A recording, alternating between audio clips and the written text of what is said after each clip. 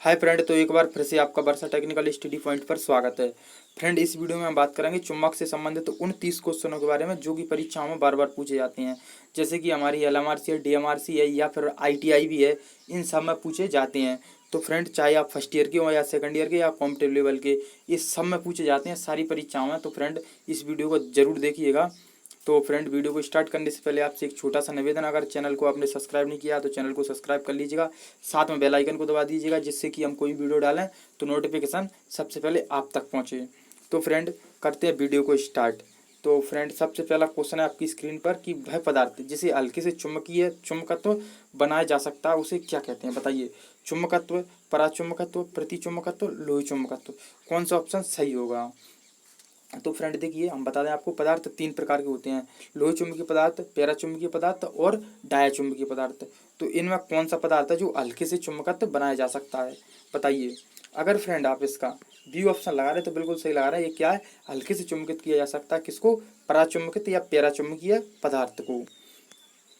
Next, दूसरा question है, Fleming के दाएं हाथ का नियम निम्न ज्ञात करने के लिए होता है, बताइए। काय के लिए होता है, फ्लेक्स की दिशा ज्ञात करने के लिए, जनित्र के घूर्ण की दिशा ज्ञात करने के लिए, मोटर में धारा की दिशा ज्ञात करने के लिए, प्रेरित EMF की दिशा ज्ञात करने के लिए। तो कौन सा ऑप्शन सही होगा। तो फ्रेंड, अगर आप इसका डी ऑप्शन लगा रहे हैं तो बिल्कुल सही लगा रहे हैं। ये क्या, फ्लेमिंग के दाहिने हाथ का नियम यूज किया जाता है काय के लिए, प्रेरित EMF की दिशा ज्ञात करने के लिए, ध्यान रखना। नेक्स्ट, तीसरा क्वेश्चन है, वह वस्तु जिसमें निम्न प्रतिरोधकता और प्रतिधारकता होती है को निम्नलिखित के बनाने में प्रयोग किया जाता है, बताइए। विद्युत चुम्बक, स्थायी चुम्बक, छड़ चुम्बक, पराचुम्बक। तो फ्रेंड, ये कह रहे हैं इसकी जो है कम धारता होती है, जो मतलब कम धारण कर सकती है काय को, चुम्बकत्व को। तो उससे हम कौन सी चुम्बक बना सकते हैं, बताइए। विद्युत चुम्बक, स्थायी चुम्बक है या छड़ चुम्बक है या पराचुम्बक है, क्या बना सकते हैं। तो फ्रेंड, जिसकी धारता कम होती है उससे हम बना सकते हैं विद्युत चुम्बक, और जिसकी धारता अधिक होती है उससे हम बना सकते हैं कैसी चुम्बक, स्थायी चुम्बक। ध्यान रखना कैसे, एक बार समझ लीजिएगा कि जिसकी धारता निम्न होती है यानी कम होती है, जो विद्युत चुम्बक को जो चुम्बकत्व को कम धारण करती है उससे हम क्या बना सकते हैं, विद्युत चुम्बक। और जो चुम्बकत्व को अधिक धारण कर लेती है उससे हम कौन सी चुम्बक बना सकते हैं, स्थायी चुम्बक बना सकते हैं। तो फ्रेंड, चौथा क्वेश्चन है, स्वरूप बाउंड कुंडली में जब करंट बहता है तो वह कौन से प्रकार की विद्युत करंट का प्रभाव उत्पन्न होता है, बताइए। कैसा होता है, हीटिंग प्रभाव है, चुंबकीय प्रभाव, रासायनिक प्रभाव, थर्मल प्रभाव, बताइए। जब एक कुंडली में से करंट प्रवाहित होता है तब। तो फ्रेंड, अगर आप इसमें बी ऑप्शन लगा रहे तो बिल्कुल सही लगा रहे हैं। जब कोई कुंडली में से क्या करंट प्रवाहित होता है तो क्या चुंबकीय प्रभाव उत्पन्न होता है। और जब कोई प्रतिरोध में से प्रवाहित होता है तब क्या होता है, जैसे कि प्रतिरोध में प्रवाहित होती है करंट, तो उसमें जो हमारा हीटिंग इफेक्ट पैदा होता है, यानी कि जैसे हमारा नाइक्रोम का तार है उसमें से अगर विद्युत धारा प्रवाहित होती है तो क्या होता है, वो गर्म हो जाता है, लाल हो जाता है। तो उससे क्या होता है, उसमें हीटिंग प्रभाव उत्पन्न हो जाता है। और जब भी हम विद्युत धारा को इलेक्ट्रोलाइट में से प्रवाहित करते हैं तो क्या होता है, वहां पर रासायनिक प्रभाव उत्पन्न होता है। नेक्स्ट, पांचवा है, एसआई पद्धति में चुंबकीय फ्लक्स डेंसिटी को किस में मापा जाता है, बताइए। वेबर प्रति मीटर में या टेस्ला में, लाइन्स प्रति वर्ग सेंटीमीटर में या गॉस में, कौन सा ऑप्शन सही होगा। तो फ्रेंड, अगर आप इसका बी ऑप्शन लगा रहे हैं तो बिल्कुल सही लगा रहे हैं। यानी जो चुंबकीय फ्लक्स घनत्व की जो इकाई होती है एसआई प्रणाली में, वो क्या होती है, टेस्ला होती है, ध्यान रखना। नेक्स्ट, छठवा है, कौन सा पदार्थ पैरामैग्नेटिक में आता है, बताइए। शीशा, कागज, लकड़ी, हवा।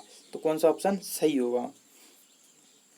तो फ्रेंड, अगर आप इसका डी ऑप्शन लगा रहे हैं तो बिल्कुल सही लगा रहे हैं। क्या, ये हवा जो है काय में आती है, पैरामैग्नेट पदार्थ में आ जाती है, ध्यान रखना। तो सातवां क्वेश्चन है, चुंबकीय प्रेरक बल का इकाई क्या है, बताइए। चुंबकीय प्रेरक बल की इकाई क्या है, टेस्ला, एम्पियर टर्न, एम्पियर प्रति टर्न, वेबर प्रति वर्ग मीटर, कौन सा ऑप्शन सही होगा। ये पूछ रहा है आपसे MMF की इकाई, यानी मैग्नेटो मोटिव फोर्स की इकाई पूछ रहे हैं, तो क्या होती है, बताइए। तो फ्रेंड, अगर आप इसका बी ऑप्शन लगा रहे हैं तो बिल्कुल सही लगा रहे हैं। क्या है, एम्पियर टर्न इसकी इकाई होती है। नेक्स्ट, आठवां क्वेश्चन है, विद्युत परिपथ में प्रतिरोध जो चुंबकीय परिपथों के समान होता है कहते हैं उसे क्या कहते हैं, बताइए। रिटेंटिविटी, रिलेक्टेंस, रिएक्टेंस, परमेबिलिटी, कौन सा ऑप्शन सही होगा। तो फ्रेंड, अगर आप इसमें बी ऑप्शन लगा रहे तो बिल्कुल सही लगा रहे हैं। रिलेक्टेंस जो होता है विद्युत परिपथों में प्रतिरोध होता है और चुंबकीय परिपथों में रिलेक्टेंस होता है। यानी कि जिस प्रकार विद्युत परिपथों में प्रतिरोध बाधा डालता है उसी प्रकार चुंबकीय परिपथों में रिलेक्टेंस बाधा डालता है। नेक्स्ट नवा क्वेश्चन है, टेस्ला इकाई है, टेस्ला इकाई की इकाई है, बताइए। मैग्नेटोमोटिव बल की या फ्लक्स घनत्व की या पारगम्यता की, तो कौन सा ऑप्शन सही होगा? तो फ्रेंड इसका जो आंसर है वो है सी। टेस्ला जो इकाई की एसआई इकाई है, ये एसआई इकाई है तुम्हारी फ्लक्स घनत्व की, ध्यान रखना। तो नेक्स्ट दसवा क्वेश्चन है, पदार्थ के फ्लक्स प्रति यूनिट एरिया को कहते हैं, क्या कहते हैं बताइए। फ्लक्स घनत्व, बल की चुंबकीय रेखा, प्रतिष्ठंभ, मैग्नेटोमोटिव बल, तो कौन सा ऑप्शन सही होगा बताइए।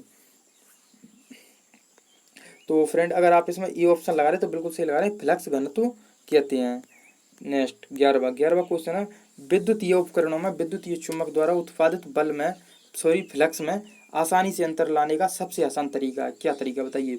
कॉइल के घुमावों की संख्या को बढ़ाकर और घटाकर, एक्साइटिंग कॉइल का अनेक टैपिंग के साथ उपयोग करके, एक्साइटिंग कॉइल के माध्यम से धारा में अंतर लाकर, एक्साइटिंग कॉइल में कोर पोजीशन में अंतर लाकर, तो कौन सा ऑप्शन सही होगा।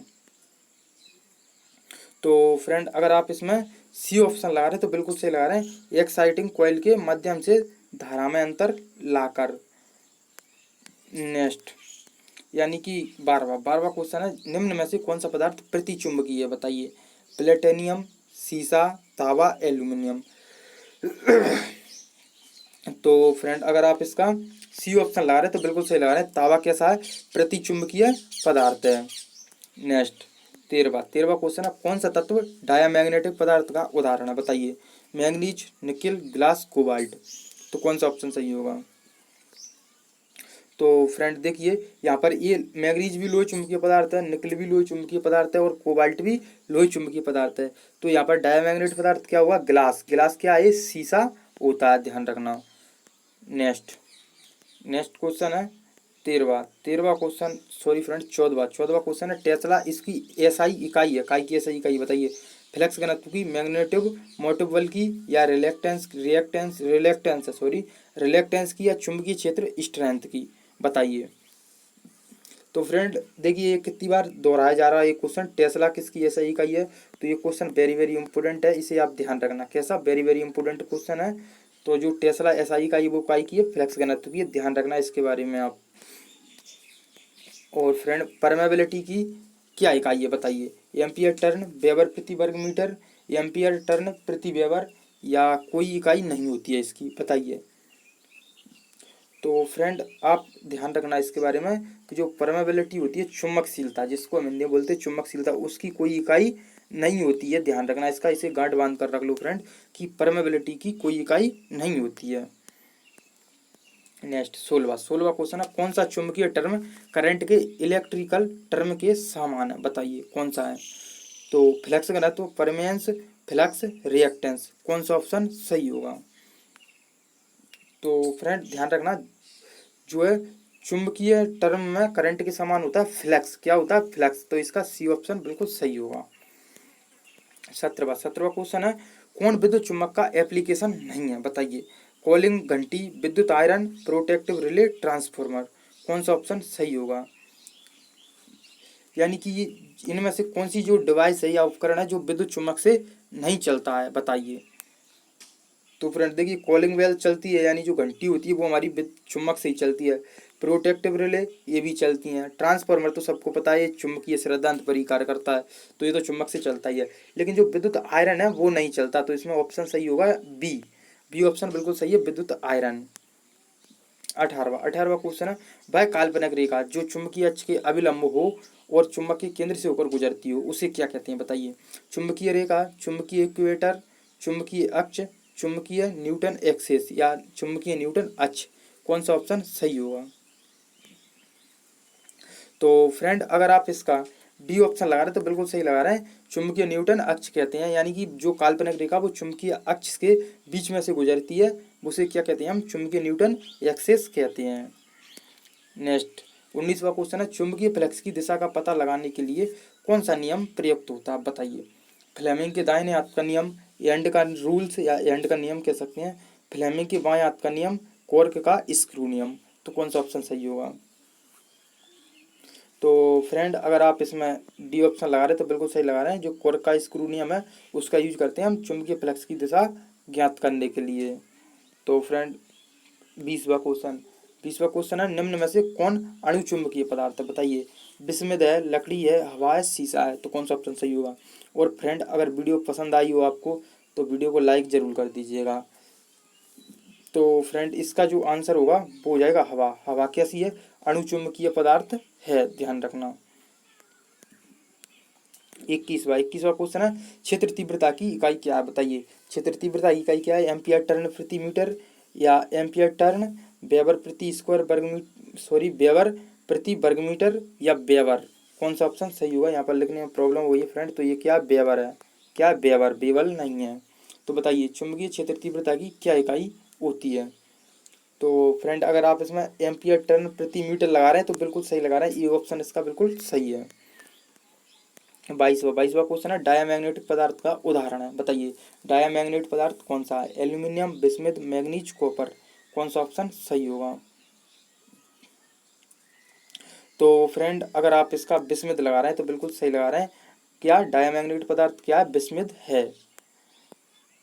नेक्स्ट 23वां क्वेश्चन है, फ्लक्स घनत्व की इकाई क्या है? बताइए।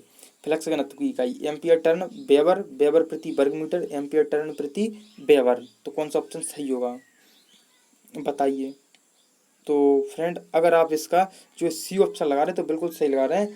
फ्लक्स घनत्व की जो इकाई होती है वो होती है वेबर प्रति वर्ग मीटर। और इसकी एसआई इकाई हमने फ्रेंड पहले ही बता चुके हैं क्या होती है? टेस्ला होती है, ध्यान रखना। क्या होती है?